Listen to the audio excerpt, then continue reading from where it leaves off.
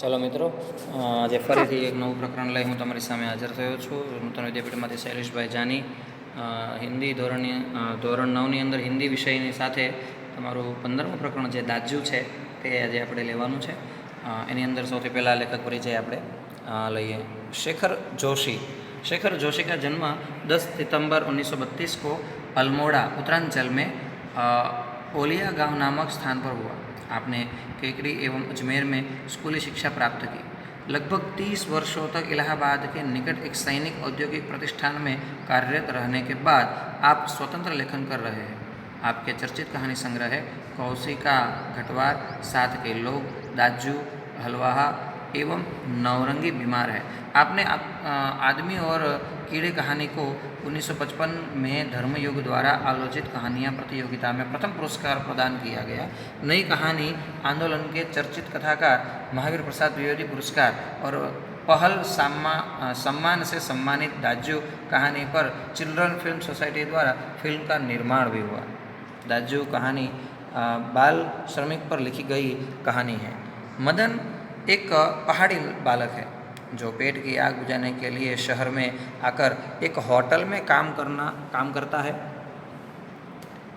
भोलेपन में जिसे वह अपना दाजू अर्थात बड़ा भाई समझने लगता है, वही किस प्रकार एक दिन उसके बाल मन पर आघात कर जाता है, इसका मार्मिक चित्रण इस कहानी में हुआ है. दाजू का मतलब है बड़े भाई. पहाड़ी विस्तार में दाजू कहते हैं उसको, बड़े भाई को, इसलिए वह दाजू के नाम से ही यहाँ शीर्षक रखा गया है. चौक से निकलकर बाईं ओर जो बड़े साइन बोर्ड वाला छोटा कैफ़े है, वही जगदीश बाबू ने उसे पहली बार देखा था. गोरा चिट्टा रंग, नीली शफाफ आँखें, सुनहरे बाल और चाल में एक अनोखी मस्ती पर शिथिलता नहीं. कमल के पत्ते पर फिसलती हुई पानी की बूंद की सी फुर्ती. आँखों की चंचलता देखकर उसकी उम्र का अनुमान केवल 9-10 वर्ष ही लगाया जा सकता था, और शायद यही उम्र उसकी रही होगी. अध जली सिगरेट का एक लंबा कश खींचते हुए जब जगदीश बाबू ने कैफ़े में प्रवेश किया तो वह एक मेज पर से प्लेटें उठा रहा था, और जब वे पास ही कोने की टेबल पर बैठे तो वह सामने था, मानो घंटों से उनकी उस स्थान पर आने वाले व्यक्ति की प्रतीक्षा कर रहा. वह कुछ बोला नहीं. डॉक्टर नम्रता प्रदर्शन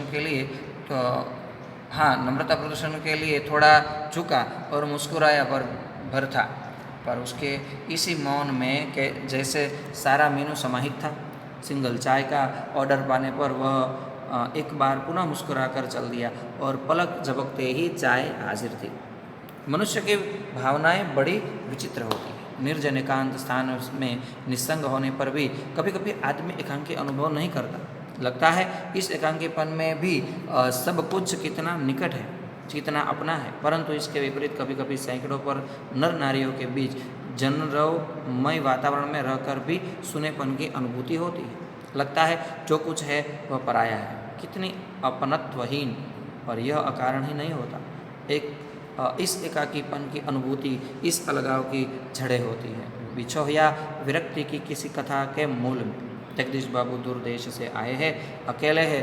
चौक की चहल पहल, कैफ़े के शोरगुल में उन्हें लगता है सब कुछ अपनत्वहीन है.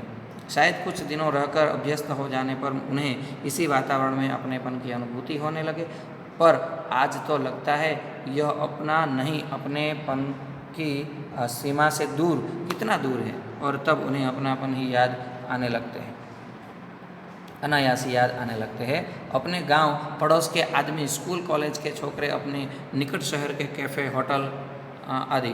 तो चाय साहब आने पर उसने पूछा. जगदीश बाबू ने राखदानी में सिगरेट झाड़ी. उन्हें लगा इन शब्दों की ध्वनि में वही कुछ है जिसकी रिक्तता उन्हें अनुभव हो रही है, और उन्होंने अपनी शंका का समाधान कर लिया. क्या नाम है तुम्हारा? मदन.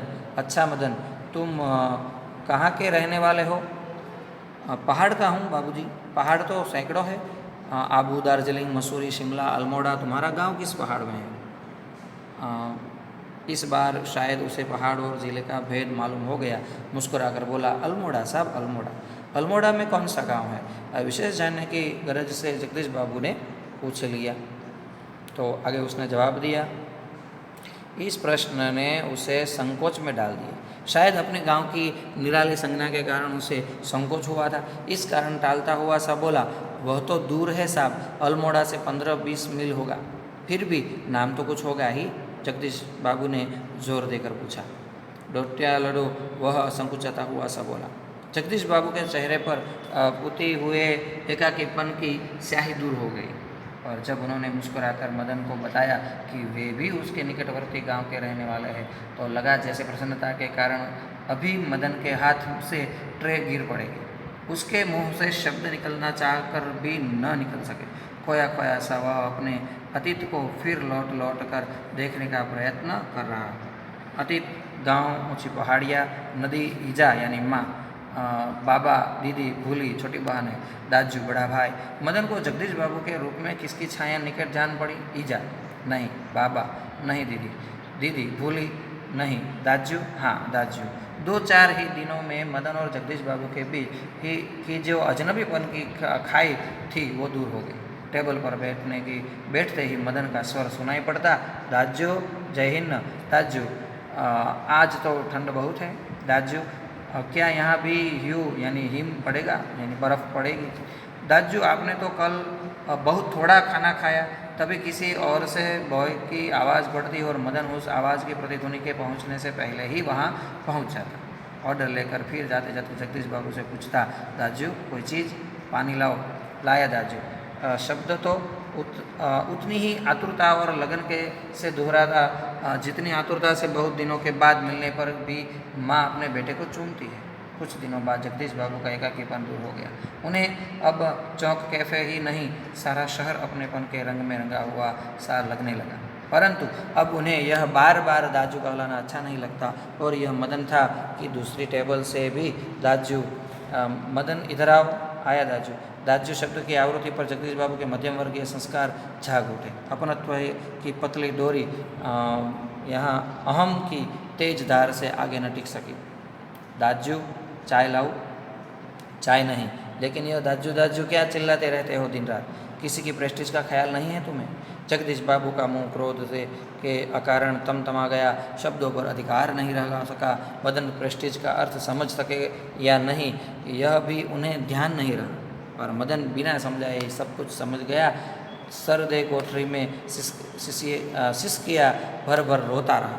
घर गांव के दूर ऐसी परिस्थिति में मदन का जगदीश बाबू के प्रति आत्मीयता प्रदर्शन स्वाभाविक ही था। इसी कारण आज प्रवासी जीवन में पहली बार उसे लगा जैसे किसी ने उसे ईजा की गोदी से, बाबा की बाहों से और दीदी के आंचल की छाया से बलपूर्वक खींच लिया हो। परंतु भावुकता स्थायी नहीं हो तो रो लेने पर, अंतर की घुमड़ती वेदना की आँखों की राह बाहर निकाल लेने पर मनुष्य जो भी निश्चय करता है वे भावुक क्षणों की अपेक्षा अधिक विवेकपूर्ण होते हैं। आगे कहते हैं, मदन पूर्ववत कामकाज में काम करने लगा। दूसरे दिन कैफे जाते हुए अचानक ही जगदीश बाबू की भेंट बचपन से सहपाठी हेमंत से हो गई। कैफे में पहुंचकर जगदीश बाबू ने इशारे से मदन को बुलाया, परंतु उन्हें लगा जैसे वह उनसे दूर दूर रहने का प्रयत्न कर रहा हो। दूसरी बार बुलाने पर ही मदन आया। आज उसके मुंह पर वह मुस्कान न थी और न ही उसने क्या लाऊ दाजू कहा।